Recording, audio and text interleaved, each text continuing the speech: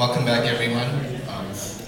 Again, my name is Dennis Fernandez. I'll be moderating this section, panel entitled Global Competitiveness and Innovation, Proactive versus Reactive. For this panel, we have Judy Miner, who is president of Foothill College, and you'll have an initial presentation. And I'll mention to you again, Juan Gutierrez is country manager for Ayala Land International, and Kalen Legaspi, CEO of Orange and Bronze. Okay. So, Judy, please. I'm going to get up to the slides here. And while our presentation is coming up, let me just say I am thrilled to be here with you today. Foothill College is one of the premier colleges in Silicon Valley, and we're going to tell you a little bit about why we are so thrilled to be partnering with the Philippines. So if I go to the first slide, that will tell you about the dream that began. Gertrude Gregorio is in our audience today. She is the Dean Emerita of the Adaptive Learning Division at Foothill College.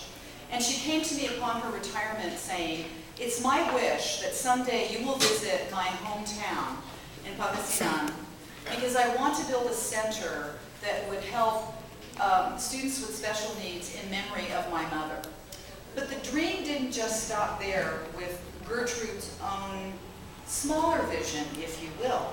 Instead, what Gertrude did, with the next slide, was to take advantage of the fact that there were some delegates from the Philippine government in March of 2012, so that's just last year, who came for an economic summit, and Gertrude had the wherewithal to bring them to Foothill College because of the very questions that are being asked today. They came to Foothill to find out that here we are in the heart of Silicon Valley, that we have an amazing population, and that really the challenges at Foothill College that mirror the challenges for the California community colleges for the United States mirror the same challenges in workforce development that were being discussed at the Economic Summit for the Philippines. So, we said we need to create a partnership. The challenge for you and for all of us, so transformational and profound in not just tinkering on the margins, but doing transformation, reaching all of your classrooms, going with a student-centered model. You've probably heard moving from the sage on the stage to the guide on the side. It's about tapping students' potential and not treating them as an empty vessel into which you pour content, but how you teach them how to think, how to work in teams, and how to be creative. And that this all needed to be blended into your new national curriculum. So we wanted to be a player with you in empowering your students and your teachers. So working together, what did this mean? That we need to look at what were your needs, how could we time it, and the KCI stands for the Krauss Center for Innovation, which is a very unusual facility at Foothill College. Typically, community colleges do not do any work around teacher training, but we do. Because we think it's so important that we can provide some help in Silicon Valley to our own K-12 system in incorporating technological tools to improve instruction. That is the basic goal of the KCI, and we felt this was a match made in heaven for what we were being asked to do with the Philippine delegation. And I have to say that it was so wonderful as part of that delegation to meet Consul General Painor. He came down when he heard about what had happened on Thursday. He was there on Friday, along with Congresswoman Rachel Arenas, for whom we have named our efforts. It's the Rachel Arenas Center for Excellence for the work that we did in the Philippines that we are now offering to the rest of the world. So we wanted to come in with something that would be customized for the Philippines, knowing that we needed to train the trainers, that this was not about our being able to stay forever. And we also knew that you needed to have something happen right now. It is so urgent to have a workforce that is STEM literate. It is so urgent to have a system that you can sustain, that is not dependent on experts and consultants who come in and create a dependence, but rather it's that empowerment. And we knew, like ourselves, we needed to have a certain STEM focus to that, because everywhere around the world, governments and communities are concerned about that STEM literacy and being able to move forward. And we certainly wanted to have that working collaboration model that would model the very skills that we were hoping to teach our teachers. So 9 months we committed to. Again, fully customized curriculum. I was so thrilled to be able to go to Pangasinan at the start of the second week of training. And I needed to have tissues in every classroom. And as students would say to me, look at what I can do because of Foothill College. And they would show me some of the most sophisticated use of technological tools that they had learned the week before. And I have to say something about these students too. They came early, they stayed late, they worked through their lunch hour, they asked for more training than we were even prepared to give them. And to talk about the Filipino work ethic, oh my gosh, you are leading the globe. And I will vouch for you. I will vouch for you, I saw you. We also had as a part of the program an ongoing mentoring program that is web-based. So there is a website. You have to be one of their friends to get in. I am so glad they befriended me there as well as on Facebook. And a professional website for additional mentoring and teaching, because you all know how fast technology changes. So we don't have to wait for the latest publication from one of the publishing houses about a strategy. We put it on the web, they've got it, they're using it, they're commenting on it. And this last line here about establishing best practices together. The teachers that we worked with teaching in high school are already experts in their own field. So we took that foundation that they already had because they're smart and driven and dedicated, and we brought them up to another level, and there's even more that they will be able to do. But they are creating their own best practices for the Philippines. So talk about growing your own. You've done that. So, just to give you a little background again, December, we went through all the paperwork last December, and we worked through all of these elements to say, how can we make this happen? I want to remind you, this is not that long ago, right? 7 months ago, we were saying this will happen. March.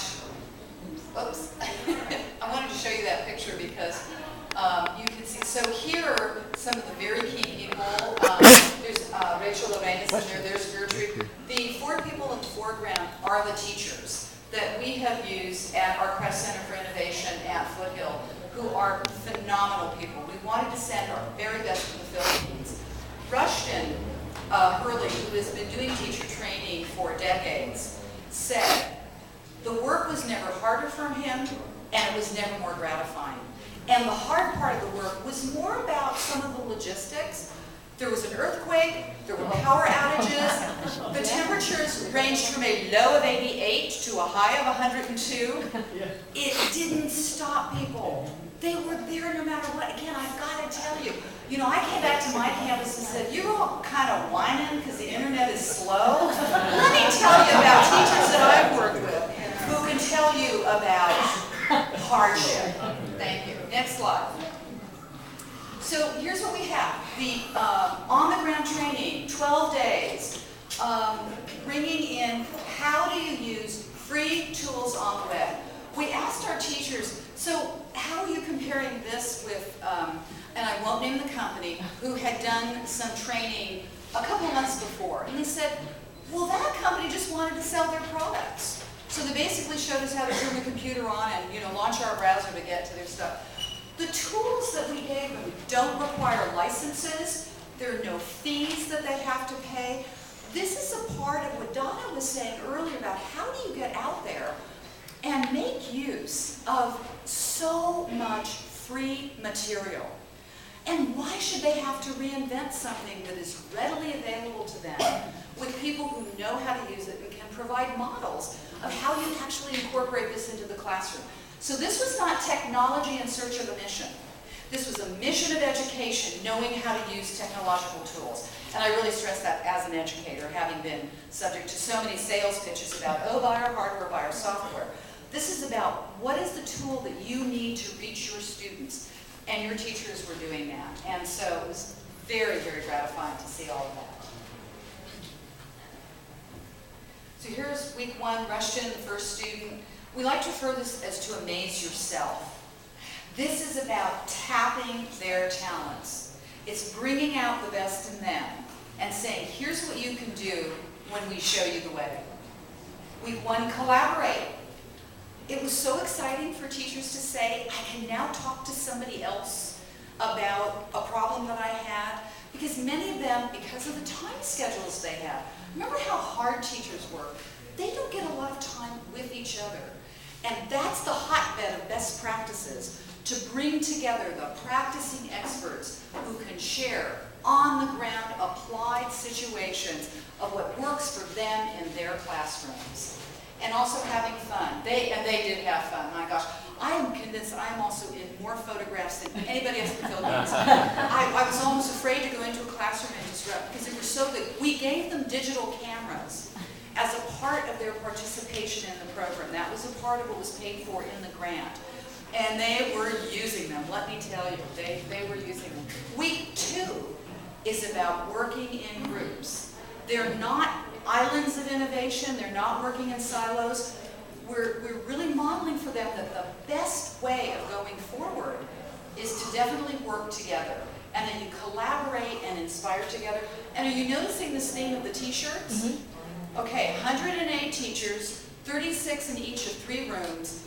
They had color coding. So there was orange and there was blue and there was green. And let me tell you, there was a little bit of competition that got going by the end of the first week. I think it was a healthy competition. It's kind of that sibling rivalry that gets going, as opposed to a cutthroat kind of competition. This was about, we want to be better than the blues, or we want to be better than the oranges. And the collaboration, also, we didn't set this up at all. The math teachers found math teachers, the English teachers found English teachers, the science teachers. So this natural kind of affinity to seek out your own who could help you with what was specific to your set of needs was just so great, that it was so organic, which also gives us hope about the sustainability of this. We didn't have to tell them to do that. They figured it out on their own. And we too do more. That's them. They were just so excited. And then as we also moved on, this full collaboration in putting together lesson plans that they could share with each other. Again, their private website to do their work in a very visible way.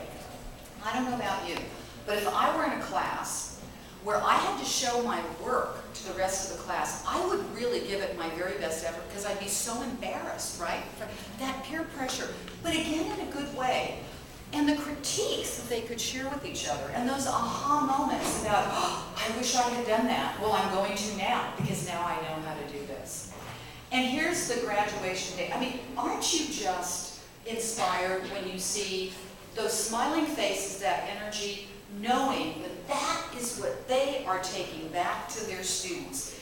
These are not tired teachers who sat through 2 weeks of sitting in seats like you are, listening to lectures, but being so active and hands-on and having so, and look at this, 216 training videos. These are people in some cases had never even worked with a digital camera. That they had 108 learning projects completed in a 2-week period.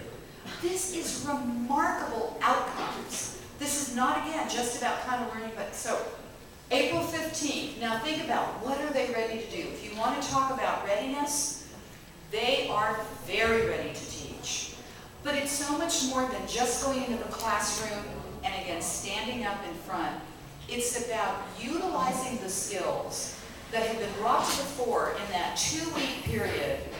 And I stress the bottom one, ready to lead. Because not only did they need to go through the program for what they they would take back to their classroom.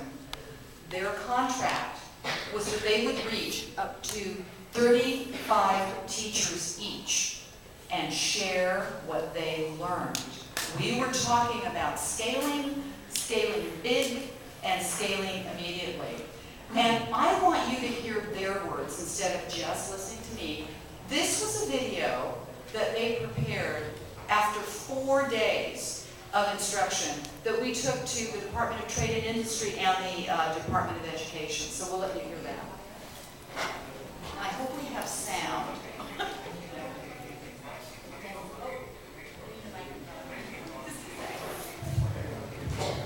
We don't have sound here. You know what? I'm going to She's put. working on it. Oh, she is. Okay. Because I could always even put my microphone back there. Can you get it on the? Why don't I give you the microphone? Okay, there is a microphone back. See, if they'd been here, they would have gotten this to work. I should have gone through the training.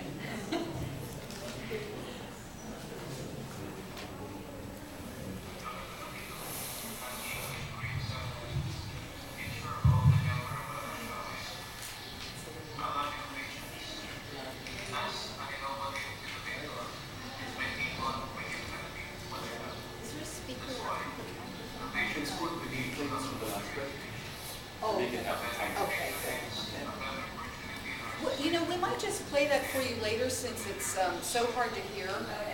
Yeah, I think we should probably do that.